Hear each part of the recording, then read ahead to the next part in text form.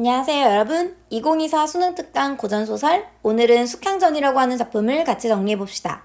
자, 그러면 숙향전 인물관계도부터 정리해볼게요. 자, 주인공은 숙향입니다. 자, 그러면 이 숙향이는 김전의 딸인데, 외동딸인데요. 김전이 늦게까지 아이를 못 낳다가 치성을 들여서 이 숙향이를 어렵게 낳게 돼요. 자, 그렇지만 이 숙향이와 부모는 어렸을 적에, 숙향이가 어렸을 때 헤어지게 됩니다. 자, 이 숙향이가 혼자 있을 때 도움을 준 게 바로 이 장승상이라고 하는 인물이에요. 장승상은 숙향이를 수양딸로 데려와서 키우게 됩니다. 자, 근데 이 장승상네 집에는 사향이라고 하는 여종이 있었어요. 자, 근데 이 여종인 사향이는 숙향이를 싫어했습니다. 왜냐면 자기가 예쁨을 받았는데 숙향이가 오고 난 뒤로부터는 그 예쁨을 뺏겼잖아요. 그래서 그 질투로 인해서 숙향이를 모함하게 돼요. 그리고 그 길로 숙향이는 집을 빠져나왔고 그 집 밖에서도 여러 번의 죽을 위기를 겪게 됩니다. 그리고 이 죽을 위기를 겪을 때마다 도와주는 천상계 존재들이 있어요. 자, 그리고 또 숙향이를 도와주는 인물은 바로 마고할미라는 사람입니다. 자, 이 마고할미는 숙향이를 도와주는 인물이에요.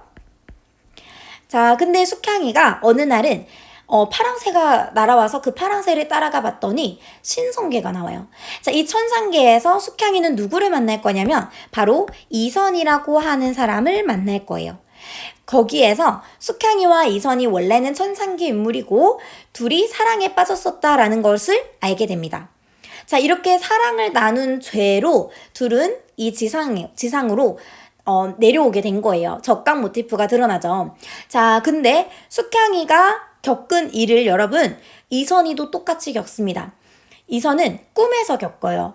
꿈을 꿨는데 천상계에 가게 되었고 그 천상계에서 숙향이를 보게 됩니다.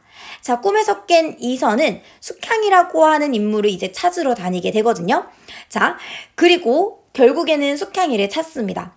숙향이를 찾고 그리고 이제 결혼을 하려고 하는데 분명히 아버지인 이상서가 반대할 것을 알아요.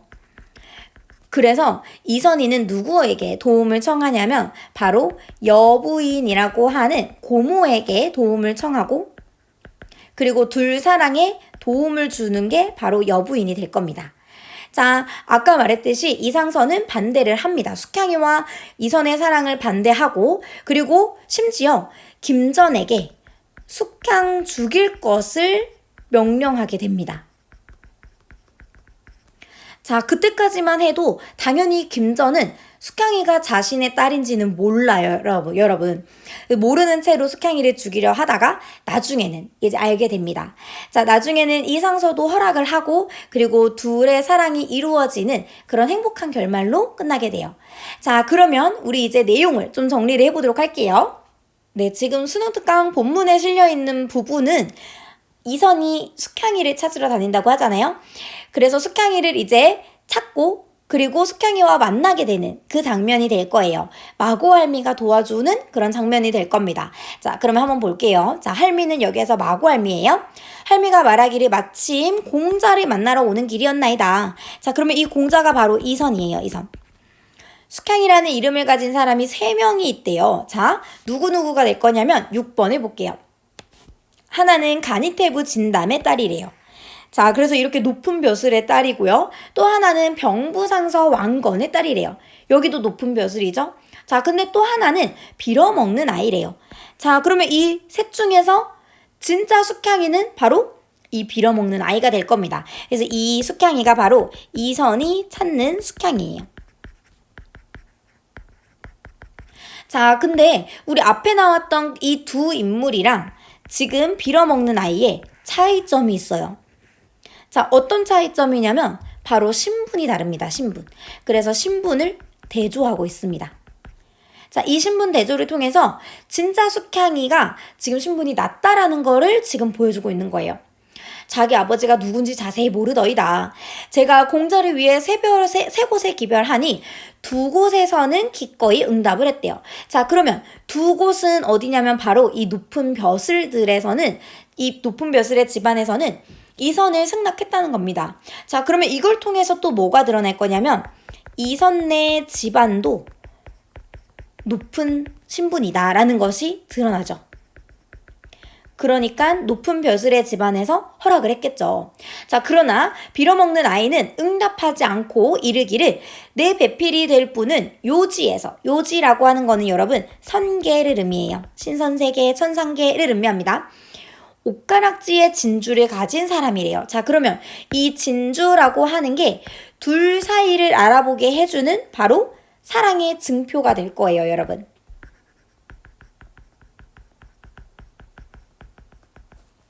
자, 그 진주를 보고 난 뒤에야 몸을 허락하리라. 자, 이생이 듣고 크게 기뻐했대요. 자, 그 아이가 바로 월궁소화다. 자, 이 월궁소화는 바로 숙향이의 천상계 이름입니다. 요지에 갔을 때 제게 반도를 주던, 반도는 여러분 이 도가 복숭아 도자예요. 그래서 선계의 복숭아를 의미합니다. 자, 이 복숭아를 주던 선녀의 진주를 얻어왔나이다. 그래서 우리 아까 전에 여러분 제가 인물관계도 할 때 설명드렸는데 숙향이가 파랑새를 쫓아가고 그리고 이선이 꿈속에서 이제 둘이 서로 만나게 되었다고 했잖아요. 둘이 만났을 때 숙향이의 반지에서 진주가 떨어졌는데 그 진주를 주운 게 바로 이선이었어요. 그리고 이선이 그 진주를 가지고 온 겁니다. 자, 그러면 그 진주와 반지를 맞춰보면 둘은 서로인 거를 알아보게 되겠죠. 자, 이어서 볼게요. 14번. 어제 주신 진주가 그 아이의 것이 분명하다 하여 그 아이를 데려다가 집에 두었나이다. 그러나 우리 여기부터 형광펜을 쳐볼게요. 그러나 얼굴이 너무 추하고 몹쓸 병이 들어서 공자의 배필로 삼기에는 불가능할 듯 하옵니다. 자, 근데 여러분 이거 진짜 아니에요. 거짓말을 하는 부분이거든요. 자, 이런 거짓말을 하는 이유는 바로 이선의 진정성을 확인하기 위해서예요. 자, 그러면 이런 질문을 여러분 2개를 던질 거예요. 이게 첫 번째가 될 겁니다. 자, 얼굴이 너무 추하다. 괜찮냐? 라고 이야기를 해요. 자, 그러면 이어서 한번 볼게요. 자, 이선이 이렇게 이야기를 합니다. 16번이에요. 숙향낭자가 병든 것도 모두 저 때문이다. 제가 어찌 숙향낭자를 박대할 수 있겠습니까? 자, 그래서 우리 이 부분은 이선이 혼사의 의지를 보여주는 부분입니다. 첫 번째예요. 자, 할미가 이렇게 또 이야기를 해요. 자, 혼례의 예를 갖추지 않으면 결혼할 수 없다. 자, 이게 무슨 말이냐면 결국 너 그럼 아빠한테 말할 수 있어? 이거를 의미하는 거죠. 자, 다시 한번 이야기를 해볼게요. 그러면 공자의 부모님께 말씀드리고 혼례를 행하려 하시나이까? 아버지께 말씀드릴 수 있냐? 이게 진정성을 확인하는 부분 2번째가 될 겁니다.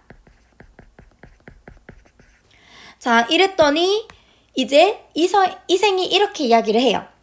자, 우리 부모님께서 너무 걱정하실까봐 지금은 아뢰지 못한다. 자, 그러면 부모가 반대하는 이유를 한번 정리해 볼게요.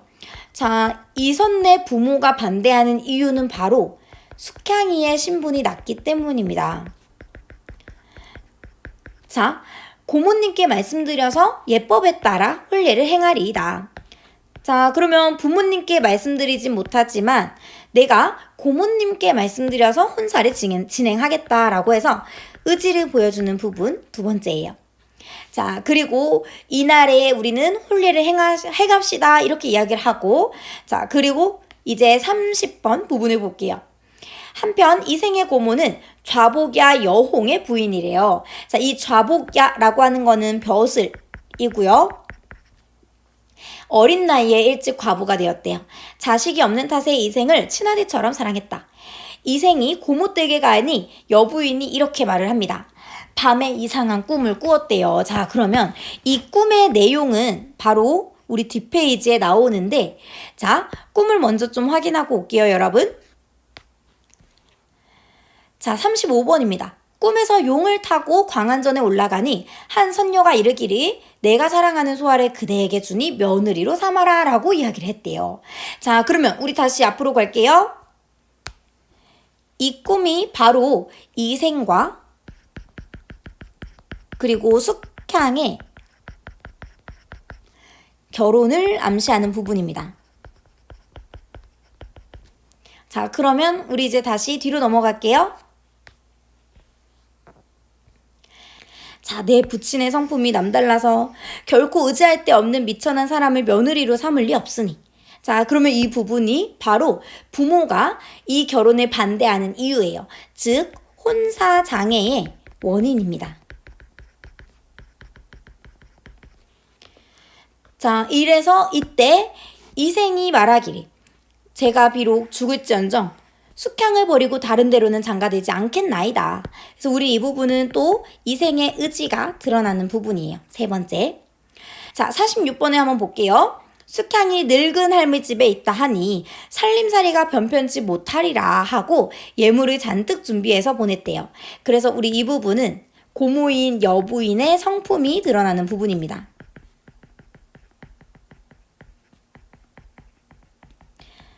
자, 그러면 한번 봐볼게요. 신부 집에 예물을 싣고 갔던 하인이 돌아오니 여부인이 물어봤습니다. 그랬더니 종들이 이렇게 대답해요. 51번입니다. 소인들이 두루 혼사를 많이 구경했지만 그 집처럼 살림살이가 거룩한 집은 처음 보았나이다.